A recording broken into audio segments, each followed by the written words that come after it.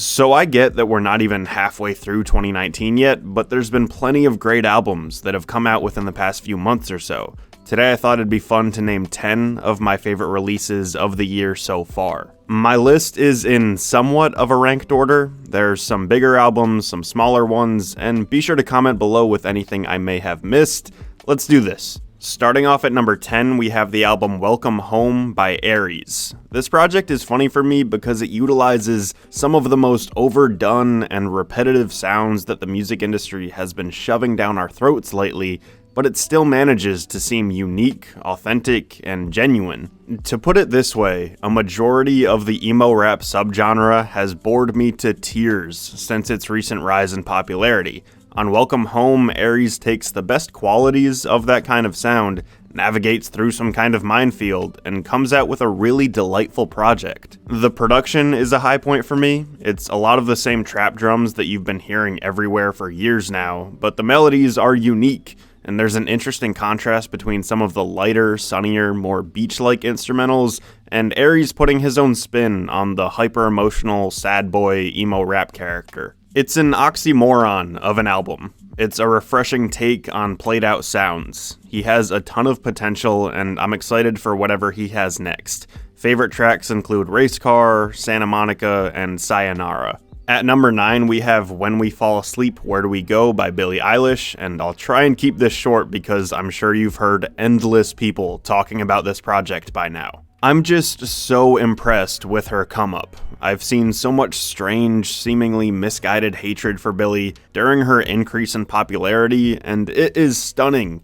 It's remarkable that a 17-year-old can release such a well-thought-out, polished, one-of-a-kind album, especially after all the hype that built up surrounding her. It's been 2 years since the release of her sleeper hit EP Don't Smile at Me, and to go from that to this in a relatively short amount of time is night and day for me. When We Fall Asleep is special. The writing is sometimes clever and sometimes really touching. The production on this from Phineas is focused. The musical bond between those two is electric. It's a beautiful nightmare of an album. Billie is an artist. That is very much clear by now. Favorite tracks include Bad Guy, You Should See Me in a Crown, and Wish You Were Gay.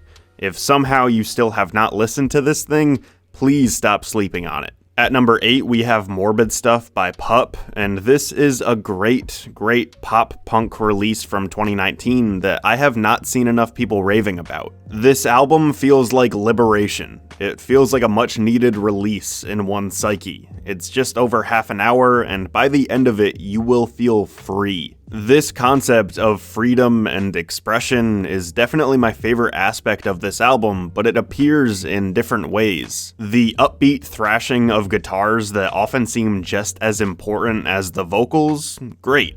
The hyperbolic lyrics about wanting an apocalypse because you saw your ex at the grocery store, amazing.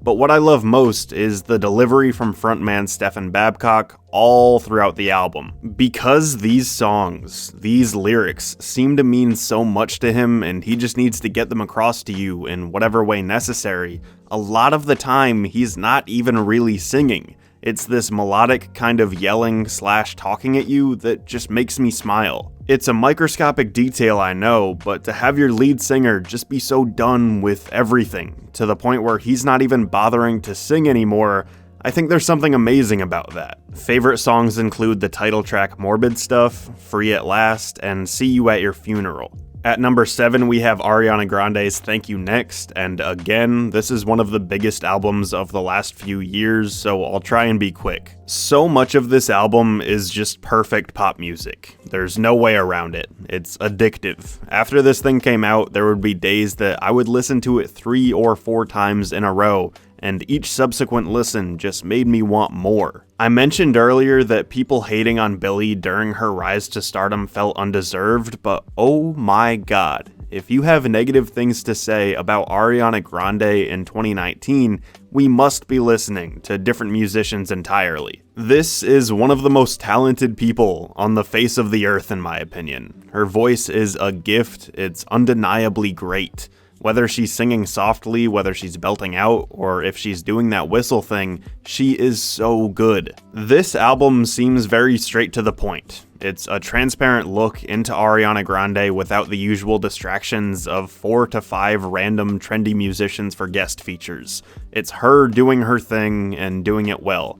Favorite tracks include NASA, 7 Rings, and the incomparable Thank You Next. At number 6, we have Tomb by Angelo de Augustine, and this is the part where I yell at all of you because this is one of my favorite albums of the year, but so few people watched the video that I made about him. As a massive fan of Sufjan Stevens, I've been turning to Angelo to fill that gentle, folk, singer-songwriter void until he makes new music. This is easily Angelo's most polished album, and it's also the most heartbreaking. It's a masterclass in trying to deal with abandonment while simultaneously trying to come out alive on the other side. On this album, he deals with the absence of his father, a life-changing breakup, and much more, but the most impressive thing here is that while so much of it is sad and depressing, you don't walk away from the project feeling crushed. It's an album based on healing, based on building yourself up when everything feels lost. It's evolution through means of absolute vulnerability. A soft acoustic guitar does rule this project, but there is a bit of variety in there when it comes to instrumentation. That being said, the powerful lyrics and Angelo's angelic voice are my main takeaways. Favorite tracks include You Needed Love, I Needed You, Time, and Bird Has Flown. At number 5, we have Igor by Tyler, the Creator, and yes, everyone that was waiting for me to say the name of this album can finally breathe. You might be wondering why it's not number 1 or something, and I just don't love it yet. I like it a lot, it's just not an album that I instantly felt some major connection with, and it's only been a little over a week since it came out. With that being said, Tyler's evolution to get here has been a roller coaster to say the least, and it's very likely that this is his best album to date. This album is soulful and pretty funky, and those are both words I wouldn't really use to describe any of his other projects. It's fun going back to Goblin and browsing through the rest of his discography because there are clues that he could make something like this. I just never expected it to be so refined. His style has been sporadic and frankly kind of messy over time. It feels like when you go through his discography, you see a little bit of an identity crisis. But with Igor, it feels like Tyler has made something that is not only fantastic to listen to, but it's very much him. One of my favorite things in all of music is Kanye's CEO mentality when curating the features on his albums. Everyone fits exactly where they're supposed to be. And maybe I'm crazy, but I think Tyler has achieved a similar level of quality here within his chosen features. It's rare that I listen to this project and feel like a single second was wasted. Favorite tracks include Earthquake, New Magic Wand, and A Boy Is a Gun. At number 4, we have Pony by Orville Peck. Country music is alive and well in 2019. Orville Peck takes the most authentic, genuine influences from this misunderstood genre and makes them cool in today's world. On Pony, he primarily blends some bluesy indie rock with old school country music, and the result is one of a kind. It's a glorious alternative sound that I've had on repeat since it came out. He's a masked man whose mysterious identity helps bring the listener deeper into his world. Through anonymity, it's easier to identify with what he's saying, and meanwhile, you start bringing your own experiences to the table too. There's something extremely gratifying about this album. It's satisfying. I think deep down we all want to be cowboys sometimes, and Orville helps us achieve that dream on Pony. His songwriting is on brand without being cliche, his voice is this gorgeous deep tone, and can I just say the visuals for this project are unreal. Favorite tracks include Turn to Hate, Dead of Night, and Turn to Die. At number 3, we have 'Cause I Love You by Lizzo, and this thing is not far away from perfect, in my mind. While a number of the albums that I've discussed deal with the concept of healing, trying to survive and be content after a bad situation, Lizzo demands so much more than that. Not only does she want to be herself, she's going to be herself, and you're gonna learn to accept that. This absolute explosion of self-confidence and self-expression is something we totally need right now. And here's the thing, she shows you exactly why she should be so confident. She's extremely talented. On one track, she'll be belting out like Whitney Houston. On other songs, she raps just as well as she sings, and on other songs, it'll be more of an R&B fusion of the two. This aspect of the album has split people, but I'm personally very happy with its length. The album is about 33 minutes long, which is short, but I'm cool with that. We don't need any Culture 2s or Teenage Emotions or Scorpions. Be like Lizzo. Make a focused, distinct album that keeps listeners engaged from start to finish. This woman is so skilled at what she does, and I can't wait to hear more from her. Favorite tracks include Like a Girl, Juice, and Crybaby. At number 2, we have Father of the Bride by Vampire Weekend. This was so close to being my favorite album of the year so far. I saw a lot of differing opinions about this project because it is such a different kind of idea for this band, but I love the direction that they've gone in here. Since the early days of the self-titled album, these guys have grown a lot. It's been over a decade since that album came out, and the fact that they ended up here with Father of the Bride is fascinating to me. Ezra's been making his own anime show on Netflix, Rostam left the group to pursue solo stuff, and now Vampire Weekend is hosting guest features on their albums, I guess, and I'm down with it. This album feels like it's more than Vampire Weekend, while still simultaneously retaining all of the stuff that I love about them. They're just as charming as ever, their signature worldly sound is just as specific and grand, and while I do love modern vampires of the city, it's nice to hear them playing songs that are nice and celebratory again.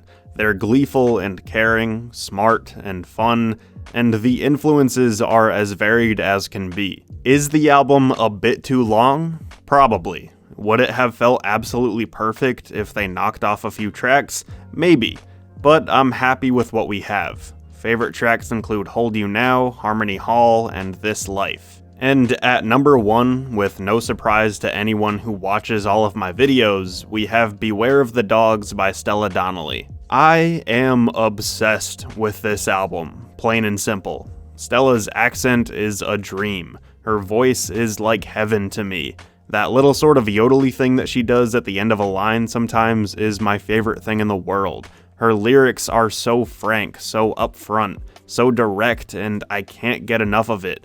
Between Stella, Lizzo, Pup, Chai, whoever else, I've been addicted to people speaking their minds without any filter in their music. Old Man has been stuck in my head since the day I heard it. That chorus is brilliant, it's fearless, and I'm pretty sure I sing it once or twice every single day. Boys Will Be Boys is easily one of the best songs that I've heard in the last few years. A powerful, intense track about how messed up the world is and how our society reacts to abuse. Being with friends and listening to Tricks and Die at full volume, screaming the lyrics have been some of my favorite memories of the year thus far. This album has a little bit of something for everyone. The instrumentals vary across the project. It can go from the sounds of Mac DeMarco to Beach House to Julian Baker.